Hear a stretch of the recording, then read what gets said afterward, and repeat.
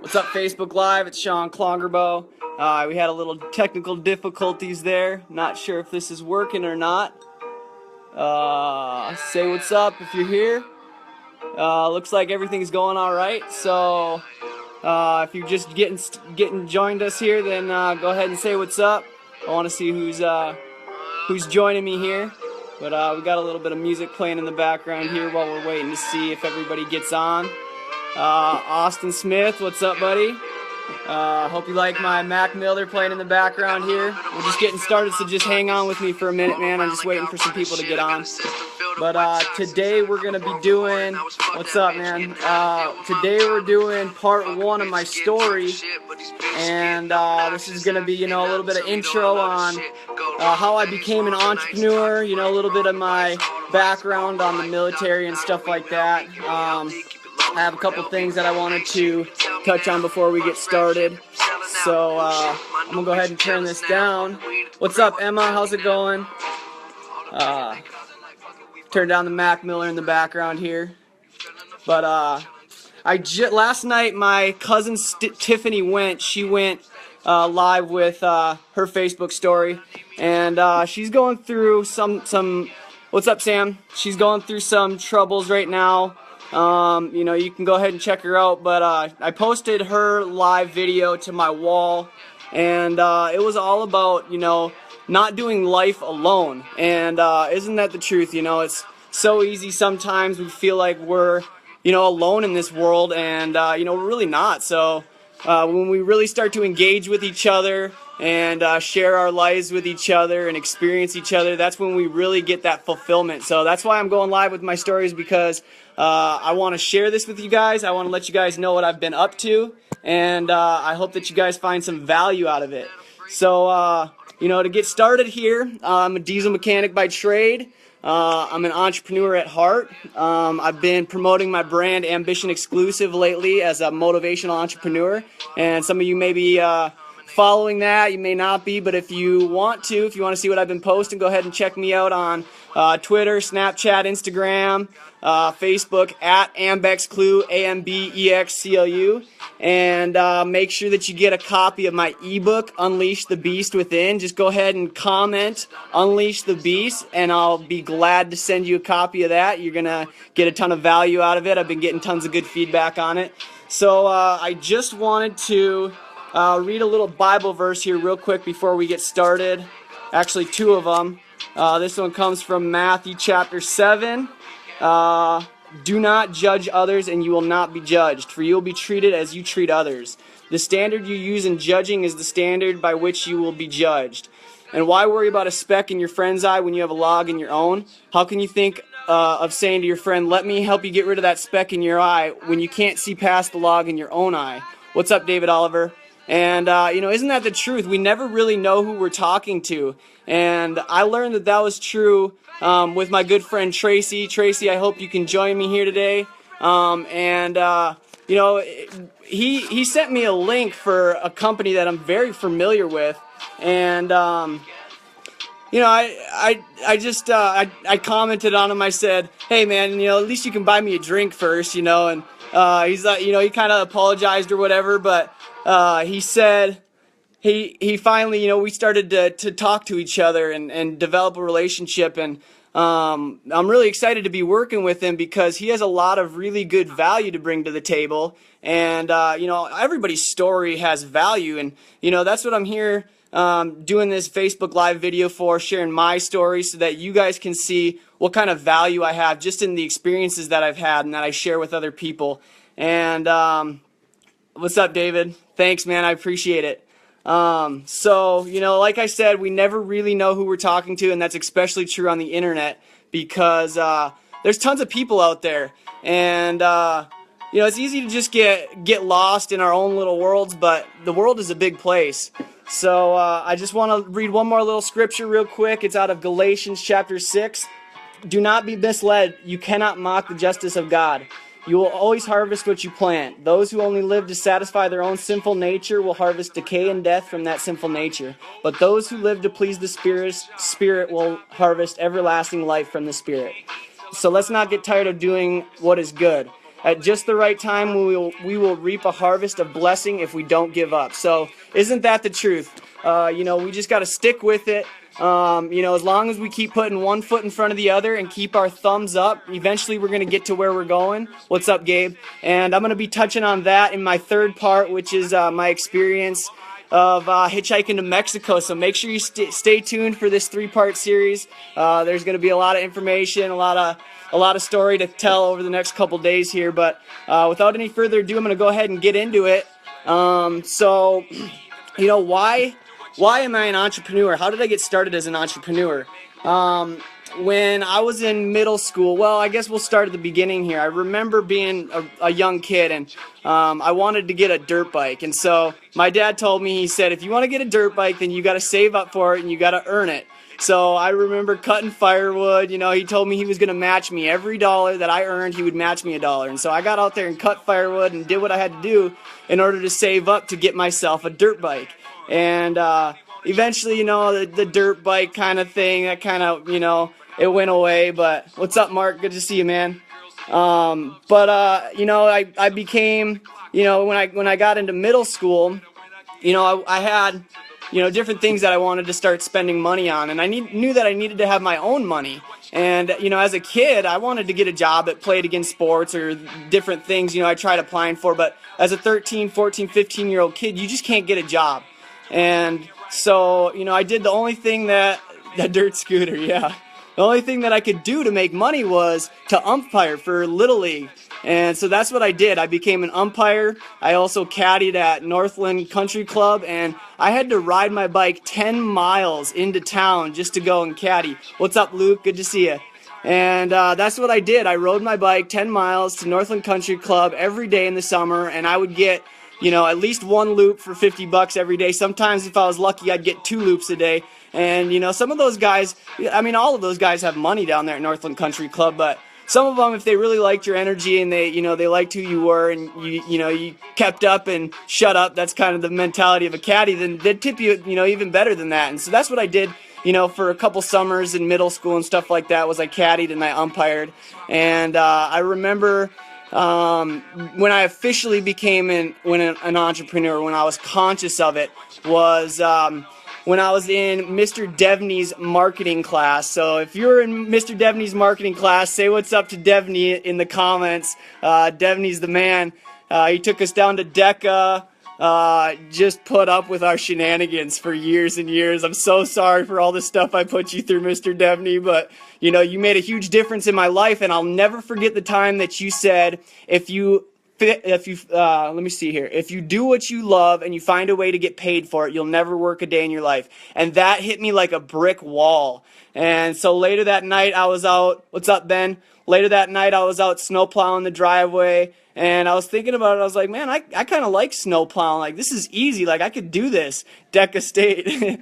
And so I told myself, well, how can I make a business out of this? And so I went on the computer and I wrote up a little business plan to send, to present to my dad, to let him know that I was serious about making money plowing the neighbors' driveways. And, I pitched it to him, and he was hesitant about letting me use the equipment and stuff like this, but eventually he did. I owe a lot to my dad. We don't always get along, but without my dad, I'm not sure if I would be the entrepreneur that I am today. And so he ended up letting me take the 4-wheeler, and I had maybe 6 or 7 clients around the neighborhood, and every time it would snow, I'd get out there and I'd go out and I'd plow the neighbors' driveways. Even if it was before school or after school or whatever I had to do, I got out there and I made that money. And I actually made enough money to pay for the 99 Grand Prix that I smashed into a telephone pole heading into a DECA meeting one morning. And so, all that money that I made was just out the window because, we got to take responsibility for our actions. And, as a kid, I was, footloose and reckless. And, I didn't always, think long term. I was always thinking about the moment. And, so after years of doing DECA and marketing, I took honors econ and honors psychology and a lot of different college classes because I wasn't sure if I really wanted to go to college or not. To me it kind of felt like a waste of time. And I knew that we can learn anything on the internet. The internet is Yeah, reckless. I know. What's up, Nick Carlson? How's Texas, man?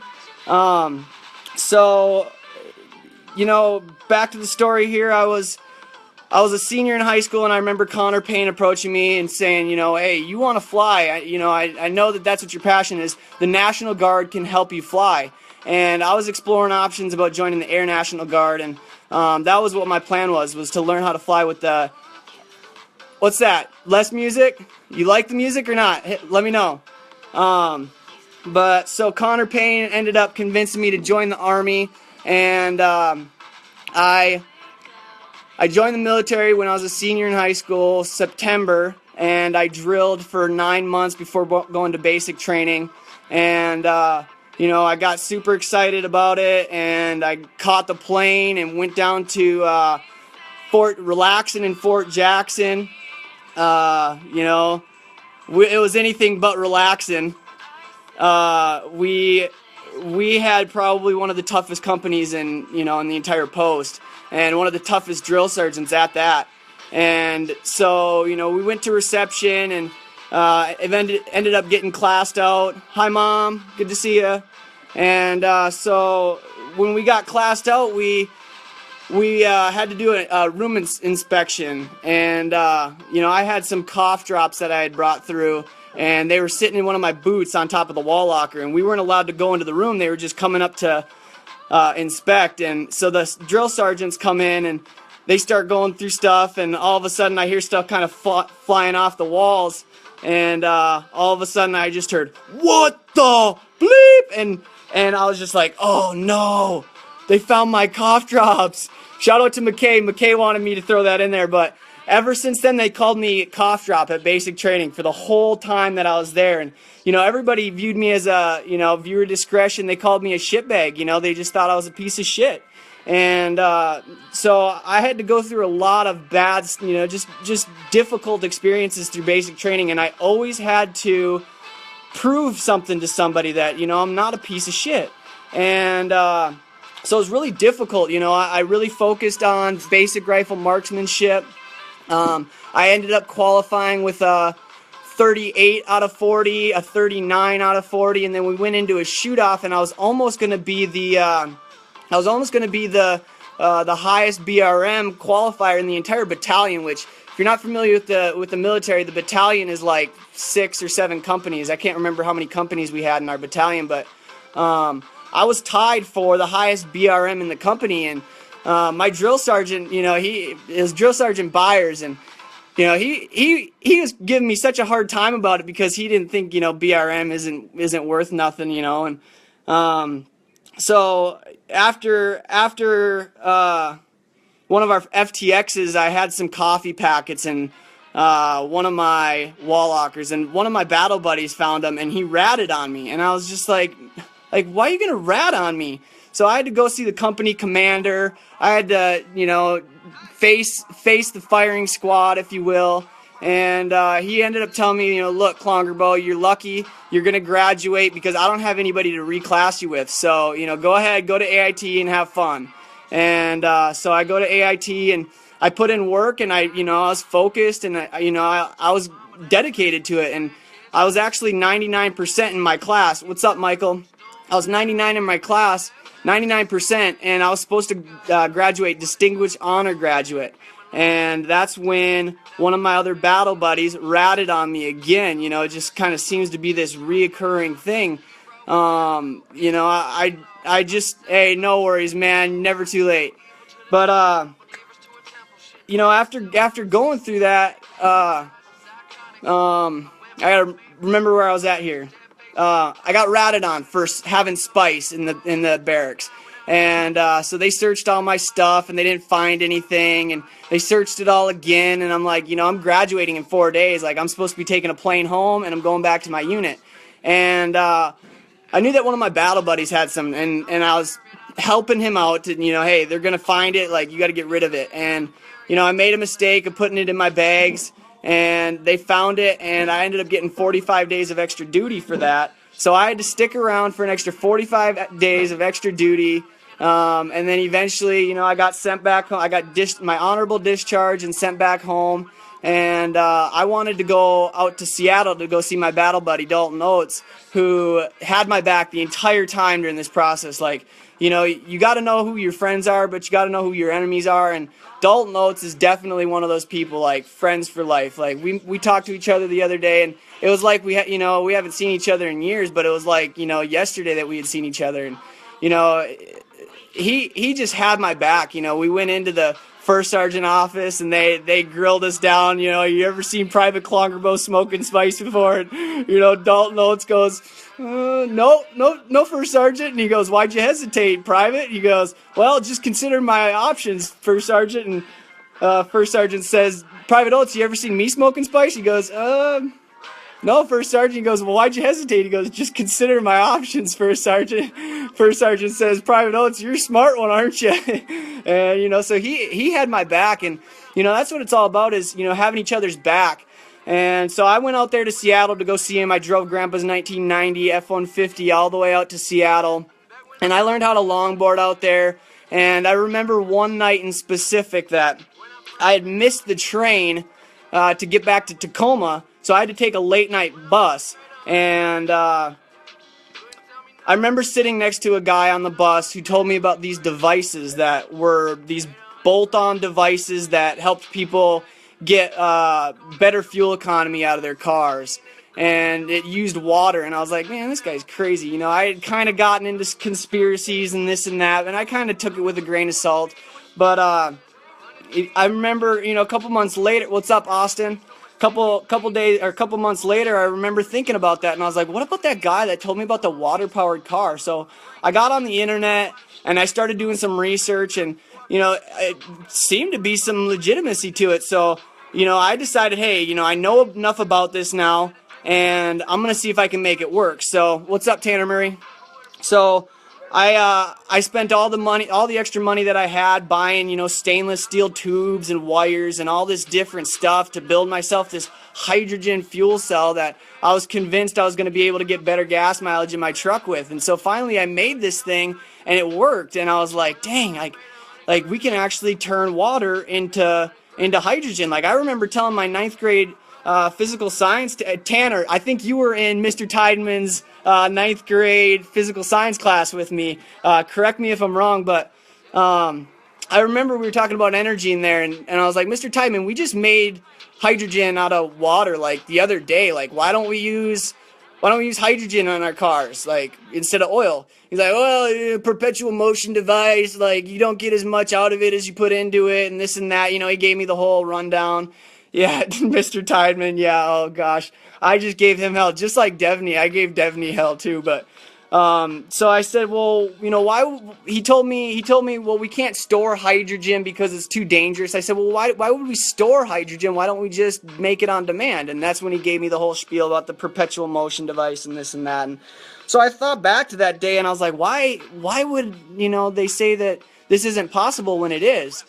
And so I got to the point where I'd built this fuel cell. I could make, it's called Brown's fuel, and I could make it out of water, and it's a combustible fuel source. And I actually, you know, sparked it up, and I was like, yeah, that's what's up. Like, we can totally run our cars off of water. And that's when it hit me. I have no idea how an internal combustion engine works.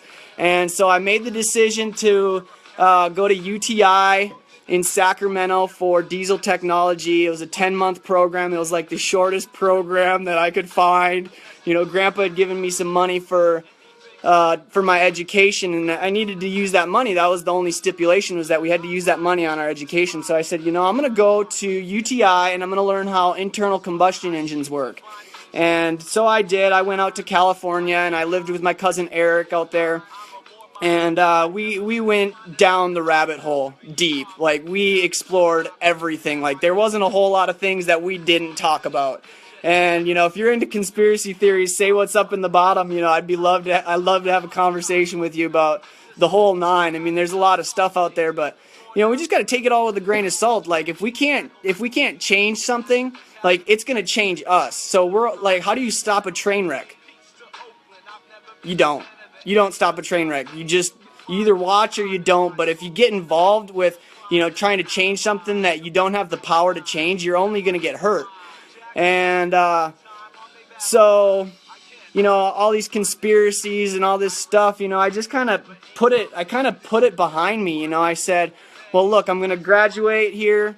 I'm going to graduate here, with a degree in diesel technology, and I'm going to get myself a real job. I'm going to get myself a job.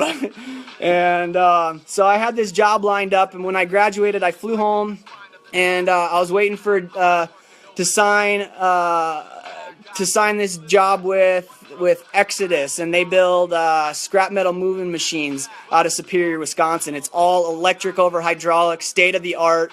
They give you a company cell phone. You can text the machine, and you can shut the machine down via text, or you can pull up live data. It was incredible. And they kept telling me that they were trying to sign a deal with Caterpillar, and as soon as they sign the deal with Caterpillar, then they're going to know more about whether they can bring me on or not.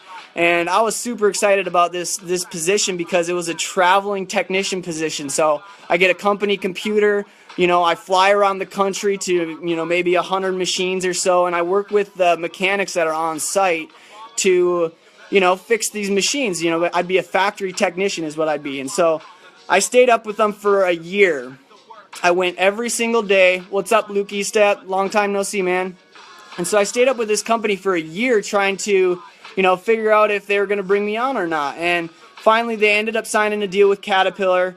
And Caterpillar absorbed the service department. And the guy that I've been talking to, he's like, sorry, kid. We wish we could have brought you on, but, it's out of our control now. And so I'd been working at the ski resort and, just living life, enjoying it. And I met some good people there. My good friend Jonathan Weikert. And at that point in time, what's up, Josh Little? Long time no see, buddy. At that point in time, I was struggling, like after looking into like how messed up the world is and seeing all the problems with the world, I was like, gosh, like I'd get upset. Like I'd legitimately get like upset. And I'd be like, John would always tell me, he'd say, Sean, it doesn't matter. And I'd be like, no, John, it does matter. Like there's a lot of problems. Like like the world is messed up. Like we got to do something about it. He'd say, no, Sean, it doesn't matter. All right, John, it doesn't matter, And anytime he'd always tell me, anytime I get worked up about something, he would say, Sean, it doesn't matter. Yeah, no, John, it does matter. No, Sean, it doesn't matter. And so it took me a long time to figure out what he really meant by that. But, the only thing that really matters is how we feel, how we feel about what we're doing, how we feel about what we're experiencing. And so that really changed everything. But, eventually the snow started melting, and, my job at the ski resort ran out, and I had to figure something else out. And Brady Lito, if you chime in here, I'll tag you, but if you chime in here, shout out to Brady Lito. He finally told me, he's like, look, Balls. If you don't know, everybody calls me Balls. What's up, Tiffany? How's it going? And he says, Balls, look, you ain't got no job, you ain't got no wife, you ain't got no girlfriend, and you ain't got no kids. What are you doing in Duluth? He's like, you got a degree in diesel technology, and you're working at the ski resort. Like, what are you doing with your life? And I was like, I mean, I don't know. Like, one foot in front of the other. Like, I'm just trying to live life just like you are, And so I kept saying all roads lead to the oil field. I knew that eventually I was going to have to go out to North Dakota where, they were directional drilling out there and fracking and stuff. And, I knew that that's where the trucks were at. I knew that's where the money was at. And I knew that that's where I could put my education to use. And so I packed up the truck. It was like 3 days later after Brady and I had that conversation. I had the truck packed up, and I had maybe 2 or 3 jobs lined up. What's up, Noah? I had like 2 or 3 jobs lined up out in North Dakota, and I was excited. I borrowed some money to get out there, and so that was it. Me and the dog and a truck packed full, and we hit the road and off to the oil field. And I'll give you a little snippet on part 2 here. This is just the first part because my story's kind of long. I've been through a lot of stuff, and so once I hit the road, I made it out to Bismarck, and I blew a transfer case. And so here I am. I'm in the oil field with the dog, no car, and I got to get out there to this job that I'm going to. And so, I'm just going to barely get into this just a little bit, because I had a lot of experiences in the oil field, and it's going to take a long time to tell that story, but I ended up getting a job. Well, the first interview that I went to, they ended up not hiring me. They put me up in company housing for a couple days, and then they ended up telling me, no, we're not going to take you on. You're just a good old boy from Minnesota. And I'd made a couple jokes or whatever that they were taken the wrong way, and so you just got to be conscious about what you say, and you never really know who you're talking about. I'm going to reiterate that point over and over again over the next couple days, but so I ended up calling a couple people. I found a job. I told them, look, I got a dog. I don't have my truck. My truck broke down. And I don't know really what I'm doing right now. I got like a toolbox. I got some wrenches and stuff. I can go to work. And so, yeah, come on. I'm going to send somebody down there right now. Where are you at? And I told him, like, look, I'm at the gas station in Killdeer. Like, okay, cool. I'm going to send somebody down there right now, and they'll be there to pick you up. So they picked me up, and they put me to work for like 3 or 4 days before finally I ended up getting fired because the dog was in the room that I was staying in. And man, this guy was like, dude, I told you no dogs. I said you had to leave the dog outside, and that's it, man. I'm cutting you a check. You got to go. And so that was it. Like, here I am in the oil field. Like, this was my first experience with the oil field, and I got this little itty bitty paycheck, and like, oh great, now what do I do? So I had to regroup. I called my cousin Kaylee, and she came and picked me and the dog up, and I got on the computer and started looking for some jobs and stuff like that. And so that's basically part one of my life. My adult life, if you will. I have always been an entrepreneur at heart. That's why I'm doing what I'm doing right now. I'm building my own brand, Ambition Exclusive, as a motivational entrepreneur. And it's because, I've been through a couple of different experiences. I've started some different businesses, and that's where my heart is at. What's up, Travis? How's it going? Okay, congratulations on getting married, buddy. Say hi to Katrina for me. So I'm just... right now, I just finished my first ebook. It's called Unleash the Beast Within, Mankind's Most Powerful Tool Ever. And it's all about these little computers that we carry around in our pockets and how easy it is to get our message out there to the world. Like, I'm so excited that all you guys have been able to make it here and check out this live video, because I wouldn't be able to tell my story to, a bunch of people without like hosting like a conference center at a hotel, and like renting it out and selling tickets and stuff like that. And so it's just crazy how easy it is to really get a message out there, and how easy it is to share, our experiences and our mistakes, because, a smart man, a smart man goes out there, makes mistakes, and learns from them. But a wise man hires a smart man and learns from his mistakes. And so, that's where I'm at. That's the first part of my story. We covered a couple topics there. I know that there was a lot of other people that didn't make it, and so you guys are probably going to get the chance to catch the review here. But tomorrow, I'll be going on part 2, which is going to be titled Drugs, Blood, and Oil. And that's all about my experience out there in the oil field, upgrading service trucks, really grinding it out step by step, making it work, bootstrapping it. We don't always have the confidence or the experience that we need to do things, but, when you just tell people, like, look, I don't know what I'm doing, but I can find out, that confidence that you have of being able to figure it out, to be able to overcome obstacles, that's what's really going to get you to where you're going, And so I'm going to go ahead and wrap this up, but thanks for tuning in, everybody. Like I said, if you want to get a copy of my ebook, Unleash the Beast Within, go ahead and comment Unleash the Beast, and I'll totally send you a copy. But thanks for stopping in, everybody, and I will catch you on the next one. Stay motivated.